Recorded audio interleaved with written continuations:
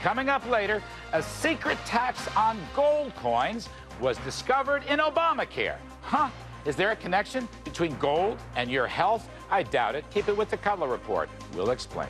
Put some meat on the bones. Right. Every time one of these gold bullion dealers makes a trade, a gold bullion dealer, and everyone's buying gold coins, if it's above $600, they're going to have to file a 1099 IRS form. Some of these guys may have to file 10,000 forms in a year. That's exactly right, Larry. And as you know, you've talked about this in past shows.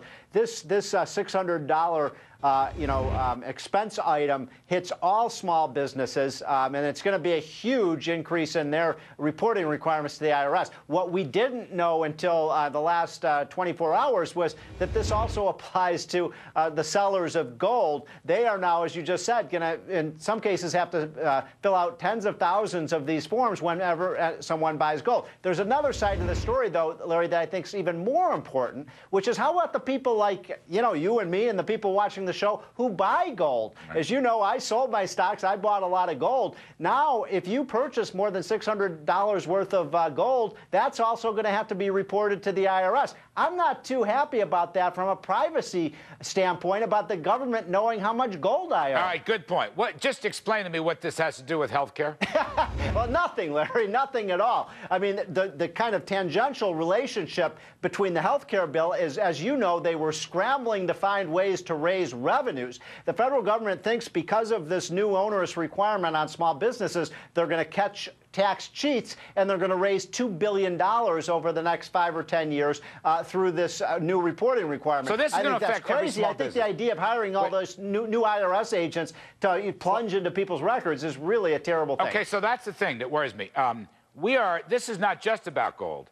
This is about small business. That's right. Is this not a paperwork regulatory attack on small business? Oh, my God, it certainly is. In fact, Larry, I'd make the case this is one of the biggest new reporting requirements to the IRS that we've seen on small businesses in 20 years. It is going to make it extremely onerous for the baker or for the, the barber or any small business that, and especially ones that actually make, major purchases. And by the way, a $650 purchase of a Xerox machine is hardly a major purchase, but you'd have to report that to the IRS because somehow they think all these small businesses are cheating on how much they owe the IRS. So let's talk about these mammoth regulatory. I don't know how many pages Obamacare. How many pages was Obamacare? What do we have any sense? That was 2,800 pages. All right, 2,800 pages. The financial regulation, so-called, is 2,300. Right. Now, also in Obamacare, according to reports, mineral and metal makers, commodity producers, cannot do business with the Congo.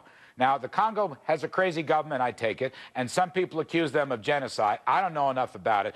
But the point is, they are barring commodity producers from dealing with the Congo, which is minerals and metals rich. Now, what is that doing in the health care bill? That was in Obamacare. That is a foreign policy point in Obamacare. And am I going to discover all kinds of things in the bank regulation bill that's just like this? There was a wonderful quote by President Obama when he signed the bill, when he said, isn't it terrible when people sign a mortgage or sign a credit card agreement and they sign these complicated things and they don't know what they're signing? And I thought, does Obama understand the irony of what he just said? He's signing this 2,300-page bill, and I'm sure even President Obama doesn't know the fine print in that bill. And, of course, the same thing happened when he signed the 2,800-page health care bill. So I thought there was rich irony in that statement of nobody should ever have to sign something that they don't know what's in it. Well, the president just did.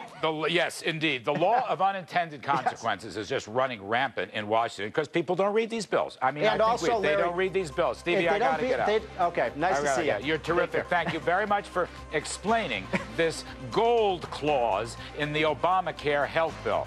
Here's what you can expect. If you've ever applied for a credit card, a student loan, or a mortgage, you know the feeling of signing your name to pages of barely understandable fine print. What often happens as a result is that many Americans are caught by hidden fees and penalties or saddled with loans they can't afford. That's what happened to Robin Fox, hit with a massive rate increase on her credit card balance, even though she paid her bills on time. That's what happened to Andrew Giordano, who discovered hundreds of dollars in overdraft fees on his bank statement, fees he had no idea he might face.